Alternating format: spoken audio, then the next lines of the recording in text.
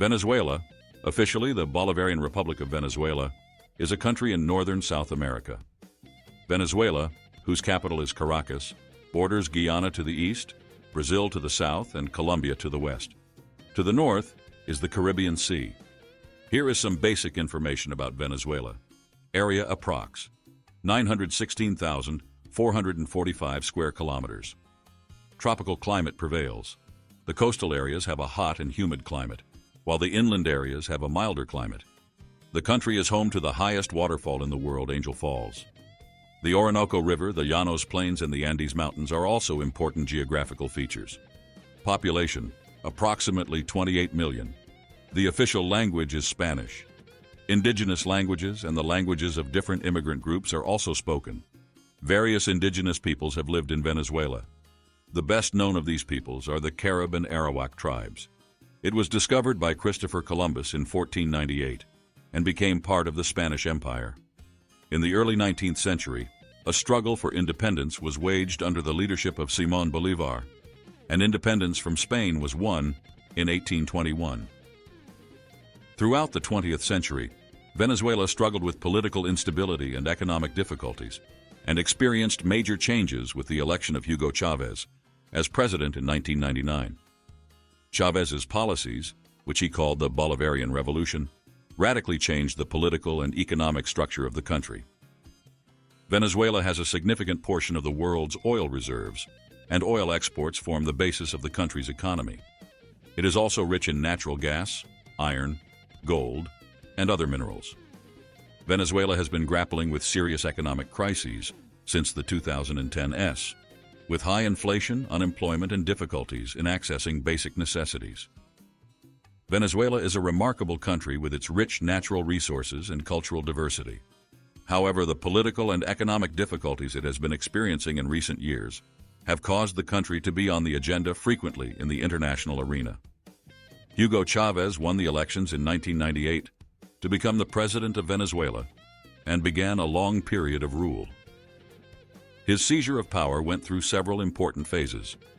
Hugo Chávez was born in Sabaneta in 1954. He started his military career at a young age and served as an officer after graduating from the military academy. In the 1980s, social and economic inequalities in Venezuela caught Chávez's attention, and he became politically active. In 1992, Chávez attempted a failed military coup against the government.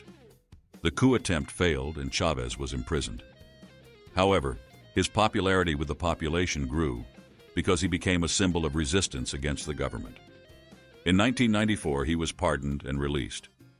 After his release from prison, Chávez formed a political movement, and in 1997 he founded the Movimiento 5 República, MVR party. In 1998, he ran for the presidency, promising reform and change to a Venezuelan people plagued by corruption and economic crisis. Chávez enjoyed great support, especially among the poor.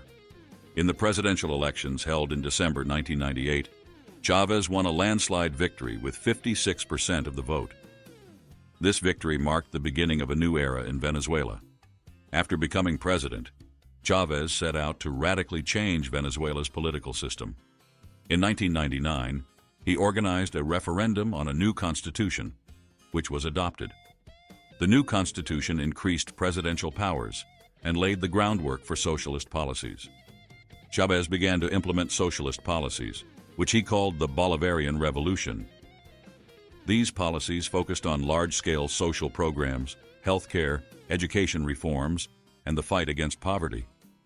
He also nationalized the oil industry and redirected revenues to social programs. Chávez was re-elected president in 2000 and 2006, consolidating his power. In 2012, he was elected president for a fourth term, but died of cancer in 2013. Chávez's rise to power led to radical changes in Venezuela's political and economic structure and a long period of socialist rule. Following the death of Hugo Chávez in 2013, many important developments took place in Venezuela.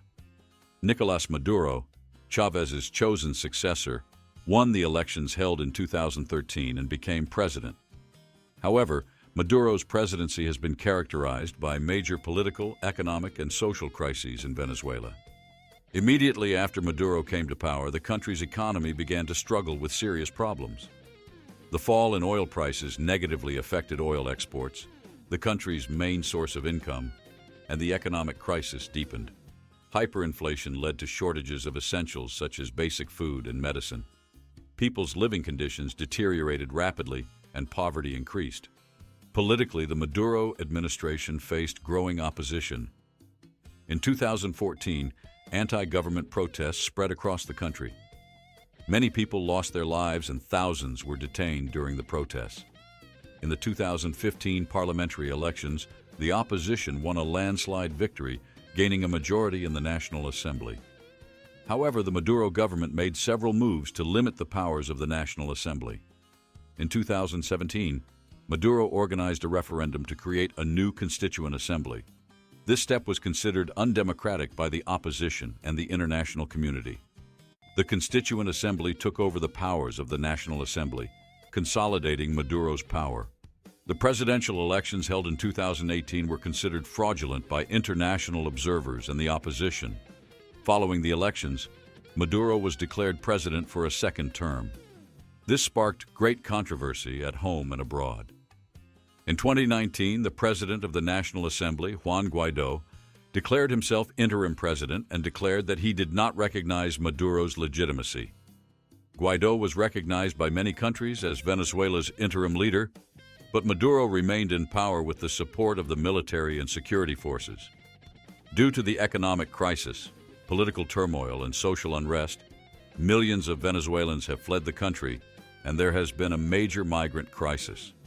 The future of the country remains uncertain, and the population continues to struggle with great hardship.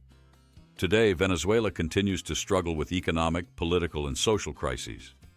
Economically, hyperinflation, high unemployment rates, and shortages of food and medicine are still serious problems.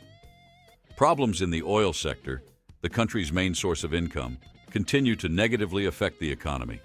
As oil production falls, the country is struggling to repay its foreign debts, further worsening the economic situation. Politically, Nicolás Maduro's leadership remains controversial. The presidential elections held in 2018 were considered fraudulent by international observers and the opposition.